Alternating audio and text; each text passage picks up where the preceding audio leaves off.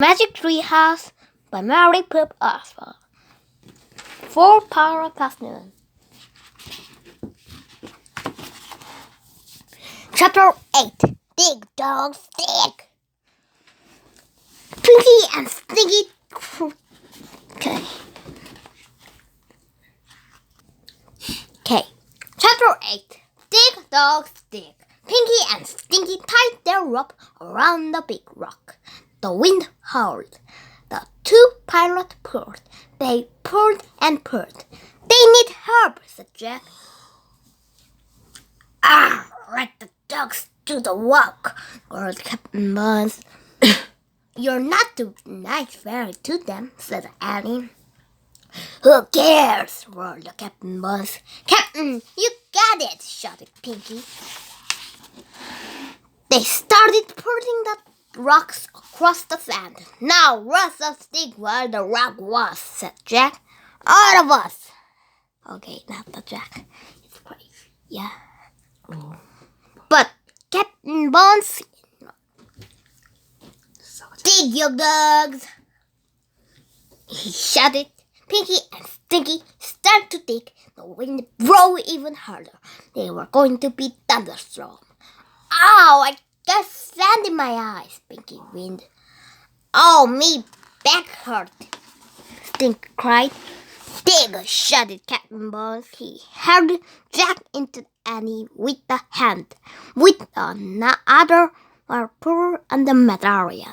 He tossed at the two pirates. It fell into the hole. Dig for this, you Sweeney, he said.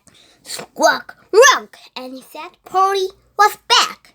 She was suckering above them. Go back, he squeezed. Stinky and Pinky look up the parrot. Pinky, look up the parrot. They scored. Dig, said Captain Buns. A big storm coming, Captain Pinky, said Pinky. Go back, said Polly. The bird up. Oh man, Captain, shouted Stinky. Dig your dogs, Captain Buns. Go back, squeaked Polly. The birds were roaring us, warning us, shouted Pinky. Ooh, Pinky, we got to get the ship before it's too late. The two pirates threw it down the shore. They started running toward the rowboat.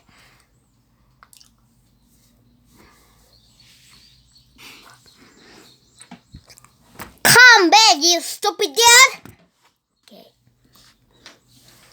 shouted Captain Bones. Jack and Jack. Okay. Come back, shouted Captain Bones. He dragged Jack and Annie at the beach after man. Stop! But the pirate kept running. They got to the rowboat and pushed into the sea. Wait, said Captain Buns. Pinky and Stinky jumped into the boat. They started rowing. Wait, Captain Buns go to the Jack and Annie. He ran to the water. Wait, you dogs. He hurled up herself into the rowboat. Then the three pirates disappeared into the spray of the waves. Go back, squeaked Polly. She missed us, said Annie. Just then the storm broke over the island. The wind howled, rain and bucket. Let's go, said Annie. Wait, I have to get the medallion, shouted Jack. He ran into the hole dug by pirates. He looked down it. Even the very right, the medallion was shiny.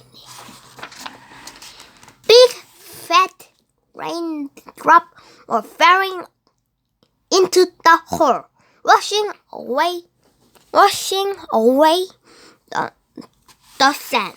Jack saw a patch of wood. Then the run. Okay, sorry about that. Then the rain cleared away from the moors. Then Jack was at the top of the old truck. He started. Was it a Captain Kidd treasure chest? Hurry, Jack, said Annie. She was half away from the treehouse. I found it, cried Jack. I found the treasure chest. Forget the treasure chest, said Annie. We have to go now. The storm getting worse. Jack kept staring at the chest. At the chest, there was a gold inside, silver, or something like that, and the tree house. Okay, come on now! Annie was shouting from the tree house window. But Jack couldn't herself away. He brushed the rest of muddy sand on the chest. Jack, forget the treasure chest, cried Annie. Let's go. Go back, squeaked Polly. Jack looked at the parrot. She was perched on the black rock. He started into the ice sheet road, but no her knew from the somewhere else. Go back, Jack, he said. She said she sounded like a person. Okay, definitely time to go. Jack took the last look at the treasure chest. He grabbed in the gold medallion and he took up running toward the treehouse. His socks and rain boots were still there, and he quickly pulled a boot on. He shoved into the backpack. The rope ladder was dancing wildly in the wind. Just Jack grabbed it. The ladder swayed as the Jack climbed. He was tossed away from the but he held on tight. At least he pulled himself into the treehouse. Let's go! He cried. Annie was already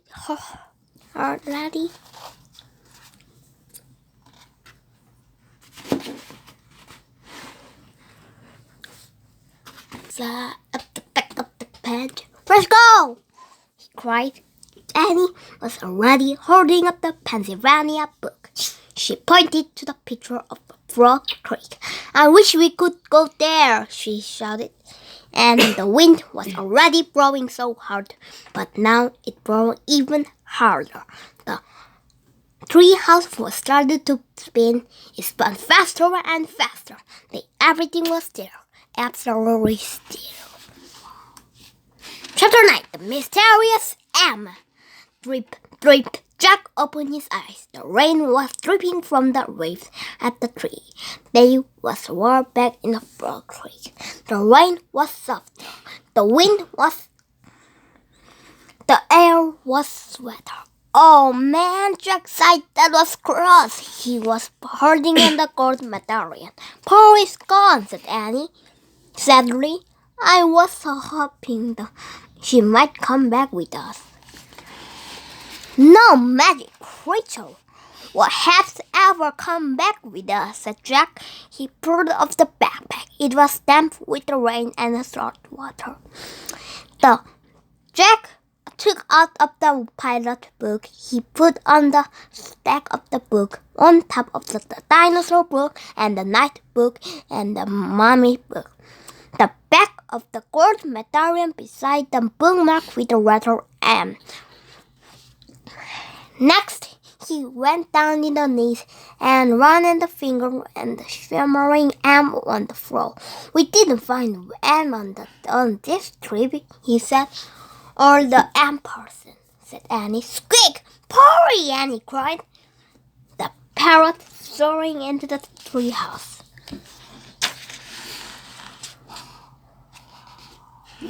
He perched out of the socks. Polly looked up at Jack. What are you doing here? He asked her. Slowly Polly raised her broad and her green wings. They are bigger and bigger until they spread like a huge green cape. Then in green colors and blue of the right river and the screeching a new being took shape. Polly was not parrot and any longer. It was praise was the old woman, a beautiful old woman with long white hair and staring eyes.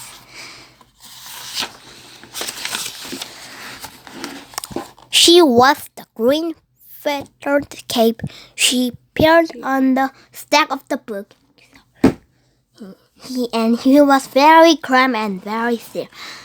Neither Jack and Annie could speak. They went amazed. "Hello, Jack. Hello, Annie," the old woman said.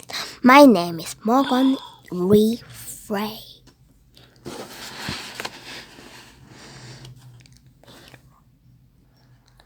Chapter 10. Treasure Again. Chapter 10. Treasure Again. Annie found the boys first. "The M person," she whispered. "Yeah, I'm the M person," said Morgan. "Where are you from?" said Jack. "Have you ever heard the King Arthur?" said "Have you ever heard the King Arthur?" said Morgan. Jack nodded. "Well, I'm King Arthur's sister," said Morgan. "You're from Camelot," said Jack. Camelot. I read about Camelot. "What did you read about me, Jack?" said Morgan. You are a witch." Morgan smiled. "You can't believe everything you read, Jack. But are you a magician?" said Annie. "Must call me interest, but I'm also a librarian," said Morgan. "A librarian?" said Annie. "Yes, I've come to the 20th century your time. So, Soren book, you're lucky to be born on time after so many books. For the Camelot Library," said Jack. "Basically," said Morgan, "I traveled this treehouse to throughout the world from my many different places around the world and from many different times of birth." "And did you find the books here?" said Jack. "Oh, yes," said "many wonderful books. I want to borrow them other's greatest copy," said Jack. "Yes, you see, I write a picture in the book. Sometimes I want to visit the scenes and the picture, so also bookmarks mark place where I wish to go." "How do you get there?" said Annie. "I placed a spell in the house," said Morgan. "So when I pointed a picture to make the wish, the tree house take it to the there. I think your drop was the dinosaur time," said Jack. He handed the medallion to Morgan. "Oh, thank you. I wonder where I lost it," she said. She put the medallion into the hidden pocket into the cape. "So, can anybody work the spell?" asked Annie. "Who's tried?" "Oh dear, no, not just anybody," Morgan said. "You don't worry. Once beside me to do it, though no one else has seen my tree house before." "Is it invisible?" said Annie. "Yes," said Morgan. "I have no idea. It would never get discovered. But then you wouldn't ever discover. But then you wouldn't come seeing, and I came along. Somehow you looked right into my magic." "How?" said Jack. "Well, 2 reasons, I think," explained Morgan. "First, Annie believed the magic, so she actually saw the magic treehouse. And and heart believed bear down to the sea, Jack. Oh man, said Jack. Then you pick up the book, Jack, and because you rub the book so much, you cause by magic to spell it word. Wow, said Annie. You can imagine my dismay when you started to take on the dinosaur types. I had to make the quick distance, and I tried to come along. Oh, so you were the pteranodon, said Annie. Morgan smiled. And the cat went the night and Polly, said Annie. Yes, said Morgan softly. You were the hardest things to help us, asked Jack. Yes, but I must home now. The people in Camelot need my help. You're leaving? Whispered Jack. I'm afraid I must, said Morgan. She picked up the Jack backpack and handed it to him. Jack and Annie picked up their raincoat. He stopped running. You wouldn't forget us, will you? Asked Annie, as they put their raincoats on. Never, said Morgan. She smiled at both of them. You remind us so much myself. You love the impossible, Annie, and you live knowledge, Jack. With better comprehension is the death. Morgan, the pay is Annie's pay. Annie's and the Jack is, she smiled. Goodbye, she said. Goodbye, said Annie and Jack. Annie left the treehouse first. Jack followed. They climbed to the rock ladder from the west. They ran and rode the oak trees looked up. Morgan was looking out the window. Her long white hair blew in the breeze. Suddenly, the window began to blow. The leaves began to shake. A loud whistling sound filled the air. Jack covered his ears and squeezed his eyes shut. Then everything was silent, absolutely silent. The ones opened his eyes. The treehouse was gone, all gone, absolutely gone. Annie and Jack stood a moment, staring up the empty oak tree and listening to the silence. Annie sighed. Let's go, she said softly. Jack just nodded. He felt on the stick and they went walking. He was hand into the pocket and he felt something he did. Jack pulled out the gold medallion. Look, he said. How did Jack? Annie smiled. Morgan must be have to put in there, she said. But how? Magic, said Annie. I think it means she was coming back. And Jack smiled. In the medallion as Annie could, her throat went and sunny wood. As they walked and the sun shined through of the wood, and went south and the spring. Everything, in fact, was shining. Leaves and branches and birds and bushes and grass and vine and flowers and all kinds of like dirt or green like wood. Annie and right toward forget the treasure chest. They weren't trying it gone. A ton of it everywhere. The end for this video because enjoy it. Bye bye. Shut up. And so this book is the end for this video because enjoy it. Bye bye.